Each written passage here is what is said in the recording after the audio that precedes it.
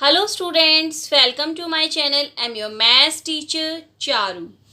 Today we will discuss next question of exercise 8.3 chapter 8 comparing quantities. Now coming to questions. Question A statement is Amina buys a book for rupees 275 and sells it at a loss of 15%. How much does she sell it for which means Amina ने एक book by की है ₹275 की और उसे 15% loss पर cell कर दिया है। तो हमें फाइंड आउट करना है कि उसने किस प्राइस पर उसे सेल किया, यानी कि हमें selling price of book find out करना है। Now we start solution. So first of all हम गिवन राइट करेंगे cost price of book. So cost price is ₹275। अब हम लॉस परसेंट राइट करेंगे। Loss percent is 15%। अब हम लॉस फाइंड आउट करेंगे। सो लॉस कैसे फाइंड आउट करेंगे हम? 15% ऑफ कॉस्ट प्राइस, क्योंकि कॉस्ट प्राइस का 15% लॉस हुआ है। सो परसेंट को फ्रैक्शन में कन्वर्ट करने के लिए 100 से डिवाइड करेंगे। ऑफ का मीनिंग मल्टीप्लाई कॉस्ट प्राइस हमें गिवन है 275। अब हम इन्हें सिंप्लीफाई करेंगे। तो सिंप्लीफाई करने के बाद क्या आएगा? 15 को 275 से मल्टीप्लाई करेंगे। इन्हें मल्टीप्लाई करके क्या आएगा? 4125 अपॉन में 100 एज इट इज। अब हम इन्हें डेसिमल फॉर्म में राइट करेंगे। तो डिवाइड में क्या? 100 में 2 जीरोस, तो यानी कि हमें 2 से पहले पॉइंट लगाना है। तो क्या आएगा? 41.25 rupees. So loss is 41.25 rupees. अब हमें सेलिंग प्राइस फाइंड आउट करना है, तो हम फॉर्मूले का यूज करेंगे। Loss is equals to cost price minus selling price. Cost price हमें गिवन है और लॉस भी हम फाइंड आउट कर चुके हैं। तो लॉस की वैल्यू 41.25 हम पुट करेंगे और cost price 275 minus selling price. हमें क्या फाइंड आउट करना है? Selling price. तो सेलिंग प्राइस लेफ्ट साइड चला जाएगा और ये प्लस का साइन हो जाएगा। 275 एज इट इज और 41.25 राइट साइड जाएगा तो माइनस में कन्वर्ट हो जाएगा। अब हम इन्हें माइनस करेंगे। 275 में से 41.25 माइनस करेंगे तो क्या आएगा? 233.75 rupees. So selling price of book, selling price of book is rupees 233.75. Now before moving to next question, we will discuss some basic points. So first of all we will discuss about principal. Principal, the money you borrow is known as principal. जो money हम बोरो कर रहे हैं उसे हम क्या कहेंगे? Principal. Now next is interest. The borrower has to pay some extra money to the bank for keeping money for some time. जो बोरोअर ने मनी बोरो की है उसे अगर वो कुछ टाइम के लिए अपने पास रखेगा तो उसे बैंक को एक्स्ट्रा मनी पे करनी पड़ेगी। जो एक्स्ट्रा मनी उसे देनी पड़ेगी उसे क्या कहेंगे? इंटरेस्ट। यानी कि अगर उसने 5000 बोरो किया है और उसे एक्स्ट्रा मनी 500 देनी पड़ रही है तो वो 500 क्या है? Interest. So we will find interest with the help of the formula. So formula of simple interest is principal multiply rate multiply time upon 100 और P multiply R multiply T upon 100। यानी कि प्रिंसिपल को हम P से denote कर सकते हैं, rate को R से, टाइम को T से। और यहाँ पर प्रिंसिपल जो मनी बोरो की जा रही है और रेट यहाँ पर ये है कि कितने परसेंट रेट से उसे इंटरेस्ट लग रहा है, और टाइम यानी कि कितने टाइम के लिए बोरोवर ने मनी को अपने पास रखा है। सो सिंपल इंटरेस्ट हम इस फॉर्मूले से फाइंड आउट कर सकते हैं। अब बोरोवर ने मनी जो बोरो की उसके साथ उसे इंटरेस्ट भी देना पड़ा, तो लास्ट में उसे अमाउंट रिटर्न करना पड़ा। तो अमाउंट हम कैसे फाइंड आउट करेंगे, हम नेक्स्ट फॉर्मूले से देखेंगे। So amount is equals to principal plus interest. जो मनी बोरो की गई थी वो प्रिंसिपल है, उसमें इंटरेस्ट ऐड होकर क्या बन गया, amount. So we have discussed about principal, interest and amount. Now coming to question 9. Question 9 statement is find the amount to be paid at the end of 3 years. A part, principal is equals to rupees 1200 at 12% per annum, which means हमें amount find out करना है और given क्या क्या है, principal given है, rate given है और टाइम गिवन है। तो हमें अमाउंट फाइंड आउट करना है। So we start solution. First of all हम गिवन राइट करेंगे। गिवन क्या क्या है, प्रिंसिपल गिवन है, प्रिंसिपल हमें गिवन है रुपीज 1200, रेट गिवन है, रेट कितनी गिवन है, 12% पर एनम, टाइम गिवन है 3 years।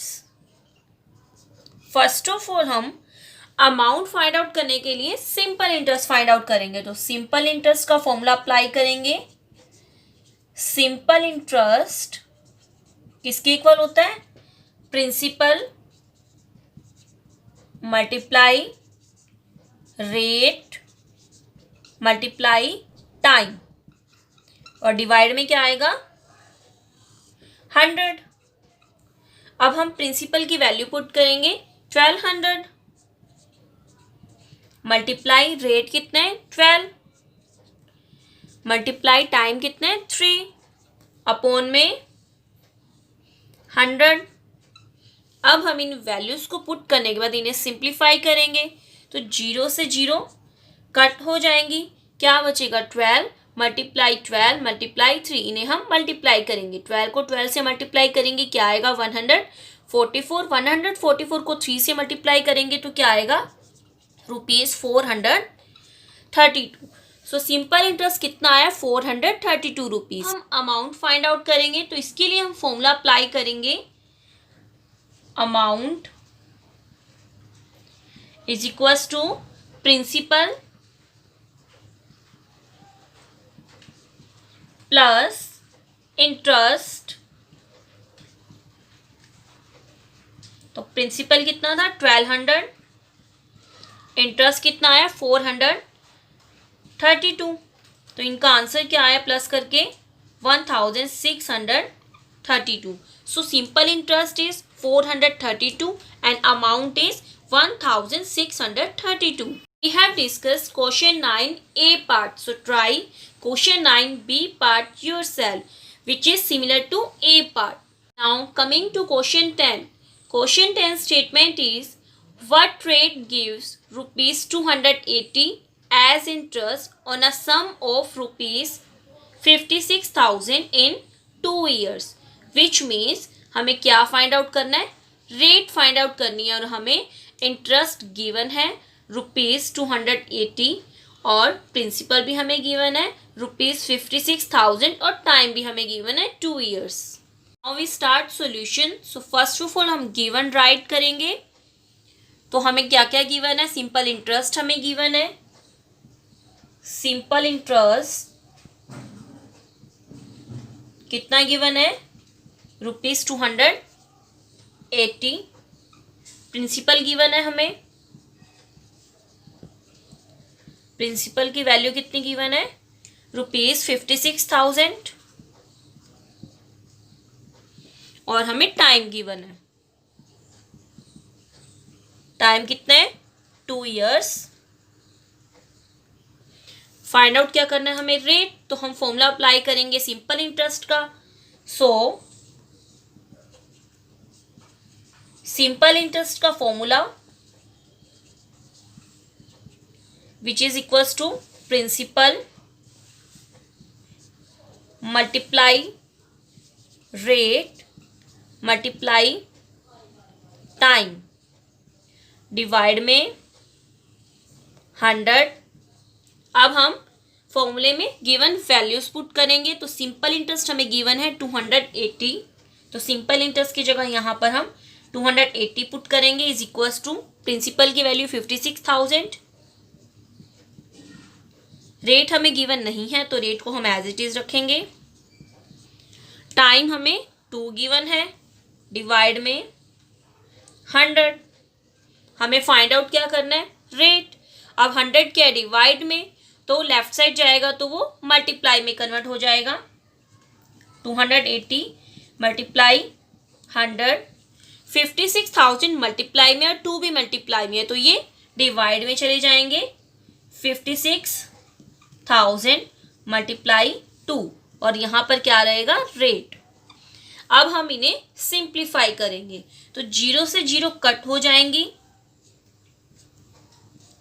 जीरोस को कैंसिल आउट करने के बाद रेट किसकी इक्वल आई है, रेट इक्वल आई है 28 मल्टीप्लाई 1 अपॉन में 56 मल्टीप्लाई 2। अब हम इन्हें सिंप्लीफाई करेंगे तो 2 के टेबल पर हम 28 को कट करेंगे, 2 के टेबल पर 2 1 पर कट होगा और 28 को कट करेंगे, 2 1 जा 2, 2 4 जा 8। तो यहाँ पर क्या बचा हमारे पास 14 मल्टीप्लाई 1 विच इज 14 अपॉन में 56। 56 और 14 को कैंसिल आउट करेंगे 14 की टेबल पर, 14 1 जा 14, 14 4 जा 56। यहाँ पर ये किसकी इक्वल आ गया, 1/4।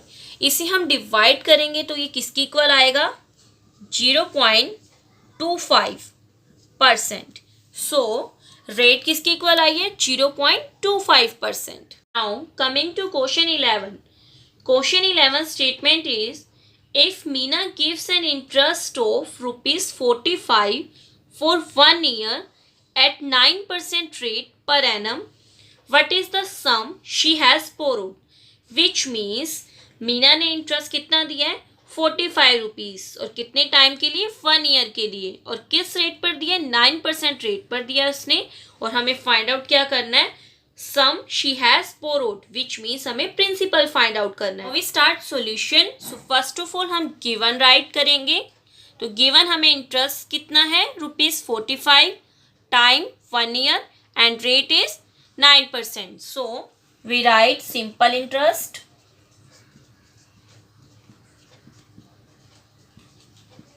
विच इज इक्वल्स टू ₹45, टाइम कितना गिवन है, 1 ईयर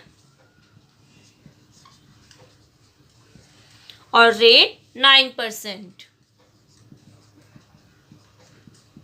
हमें फाइंड आउट क्या करना है, प्रिंसिपल। फर्स्ट ऑफ ऑल हम फॉर्मूला अप्लाई करेंगे सिंपल इंटरेस्ट का। Simple interest is equals to principal multiply rate multiply time divide में 100। अब हम गिवन वैल्यूज पुट करेंगे। सिंपल इंटरेस्ट कितना गिवन था, 45, तो हम यहाँ पर 45 पुट करेंगे इक्वल्स टू प्रिंसिपल हमें फाइंड आउट करना है तो इसे हम एज इट इज रखेंगे मल्टीप्लाई रेट, रेट हमें 9 गिवन है, टाइम 1 तो हम यहाँ पर 1 पुट करेंगे अपॉन में 100 एज इट इज। अब हम इन्हें सिंप्लीफाई करेंगे तो 100 डिवाइड में है, लेफ्ट साइड जाएगा तो मल्टीप्लाई में कन्वर्ट हो जाएगा। 45 मल्टीप्लाई 100, 9 मल्टीप्लाई में और 1 भी मल्टीप्लाई में है तो ये लेफ्ट साइड जाएंगे तो डिवाइड में कन्वर्ट हो जाएंगे। 9 और 1 डिवाइड में, तो प्रिंसिपल फाइंड आउट करेंगे। इन्हें हम सिंप्लीफाई करेंगे तो 45 9 की टेबल पर कट हो जाएगा, 9 1 जा 9, 9 5 जा 45। तो अब क्या आया, principal is equals to 5 multiply 100 which is ₹500। So हमें प्रिंसिपल फाइंड आउट करना था। So principal is equals to ₹500। Today we have discussed question 8, 9, 10 and 11 of exercise 8.3 chapter 8 comparing quantities. So today chapter 8 is complete. I hope so you all understood this chapter clearly. So like the video. Thank you.